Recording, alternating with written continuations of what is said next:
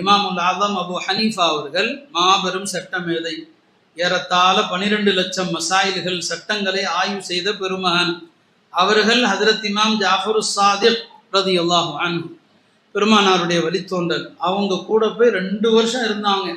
சொல்லுவாங்க, அந்த 2 வருஷம் இல்லைன்னா அபு ஹனீஃபா இல்லைன்னு சொல்லுவாங்க. இமாம் ஷாஃபி ரஹ்மத்துல்லாஹி அலைஹி அவர்கள் காலத்தில் உள்ள ஞானிகள் சூஃபிகளுடைய மஜ்லிஸ்ல போய் உட்காருவாங்க. இமாம் அஹ்மது பின் ஹம்பல் அவங்க காலத்துல பிஷ்ருல் ஹாஃபி இருந்தாங்க. பிஷ்ருல் ஹாஃபி அவர்களோடு இமாம் அஹ்மத் ரொம்ப தோழமையில் இருப்பாங்க. இமாம் அஹ்மதுக்கு ஒரு பழக்கம் இருந்துச்சு, அவங்கள சந்திக்க வந்த யாராவது சூஃபிகளா ஞானிகளா இருந்தா தன்னுடைய பிள்ளைகள்கிட்ட சொல்லுவாங்க. பல பேர் சந்திக்க வருவாங்க. சில பேர் வந்தா இமாம் அஹ்மத் தன்னுடைய பிள்ளைகளை அவர் பின்னால போங்கன்னு சொல்லுவாங்க, கொஞ்சம் தூரம் போயிட்டு வாங்க.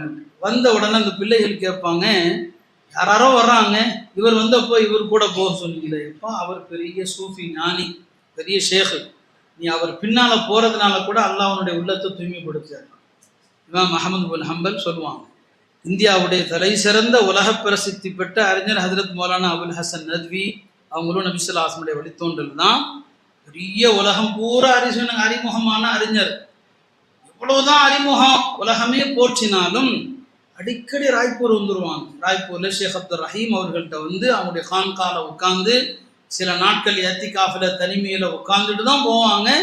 ஏன்னா உலகம் பூரா போறோம், உள்ளத்துல எத்தனையோ அழுக்குகள் படியுது, அந்த அழுக்குகளை நீக்கிறதுக்கு இந்த கான்கால் தான் தீர்வு என்று ஹஜ்ரத் மௌலானா அபுல் ஹசன் நத்வி சொல்லுவாங்க. அருமையானவர்களே, இவ்வளவு பெரிய அறிஞர்கள் இமாம்கள் எல்லாம் நல்லோர்களுடைய தொடர்பு தேவை என்று கருதுகிற போது நாம் தேவையில்லை என்று எப்படி நினைக்க முடியும்? எல்லாம் அல்ல அல்லாஹ் நல்லோர்களோடு வாழச் செய்து நல்லோர்களோடு மரணிக்க செய்து நல்லோர்களோடு எழுப்புவானாக.